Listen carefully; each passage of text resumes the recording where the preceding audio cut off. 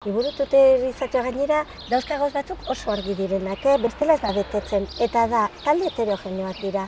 Lehenengo gure alabak, se supone ez, euskal gurasoak dituztenak, gero beste aldetik ere, zeuden umeak zailtasuna zituzenak irakurketan, idazketan, dislexikoak dianak, edo migranteak dianak, igual etxean ez, gurasoak etortzen zian, eske hizkuntza aldetik nik ezin diot etxean lagunduz, nik ez dakite euskera ez, eukitzea taldetxo bat, nun konfiantzazun ume horrek, aizu laguntzen diazu honekin besteakin, jatorri ezberdinetako ume pilo bat. Behar ditugu denetarik bat egiteko. Ikastolara juten ginen eta juten gera ere publikora, baina egia da kriston harrera egiten digutela. Oso helduta ditugula, sobreak ematen dizkiete ez, lehenengo balaketan. Tutoritzako bileretan. Hori da, sobrea emateia. Eta orduan, ja guzti hor daukate eta azalpen ematen juten dira orduan, nahi duenak hor daukat. Ematen du, juten gehala eta etxeko lanak iteituzula soilik eta ez. Baina, karo, zerbait gehiago da, ez? Beraien arten badakite zeinek lagunduko dion gehien inglesean, edo zeinek errespetuz beti tratatzen duen, edo ez dio parre egingo letra gaizkiten dulako, edo daki asko, igual bere bizi intimotaz, edo bere tertulietan gauza asko ateatzen dira oso politak.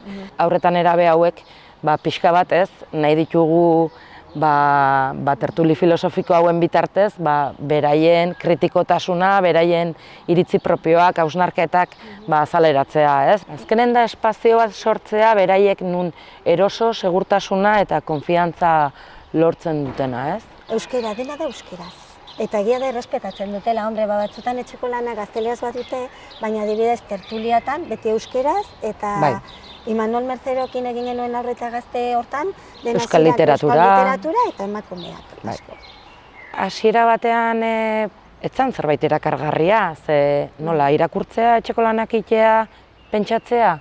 Klabea pixkat bai izan zala hor, lortzea doako eskaintza dana herrian, udaleak eskaintzen duena, liburutegi tutorizatuaz aparte Gaztezulo dago, ikastolak eskola kirola eskaintzen du, gu beraiena denon artean adosten gea izatea egun apartekoak aukera guztiak izateko aur guztiek. Udalak ere erraztasunak ematen ditu bai espazioa eta ordutegian, ez? Hori da. Orduan beraientzako erosoa zen, herrian zentruan bertan dalako, zabaldu izan nahi gendun, bai LH lau, 5 eta 6 mailakoei, batean 60 ume elkartu zitzaizkigun. Eta horre 18-19 urte bitarteko gaztei proposatu genien, eta pare bat edo 3 animatu zian, udalan bitartez lortu zen dirusari bat ematea. Beharra badago eta nahia ere bai. Behar hori ikusten duen orok parte hartzen badu, herriak igual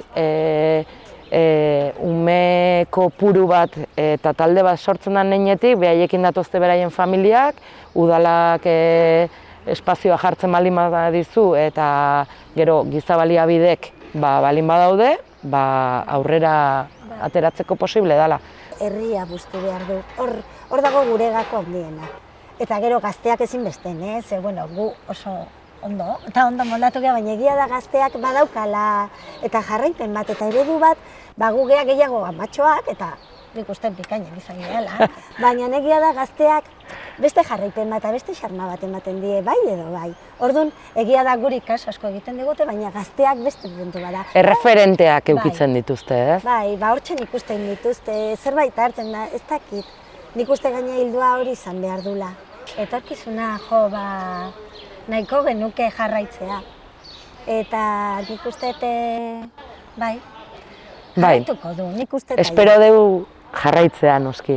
Nik uste, ume horiek behar dutela, doainek guztiontzako eta eskubide berdina dauzkatela, eta denak denetatik ikastea, komunitatera berriz egoaz, eta berazten jutea. Ze hemen bizitzen garenak euskaldun, etoak eta, begiak iriki beharren gare. Eta ondoa daukaguna benetan balioan jarri. Eta hori tertuliak ematen dizu. Eta, hoxen, ojala, nahiko genuke.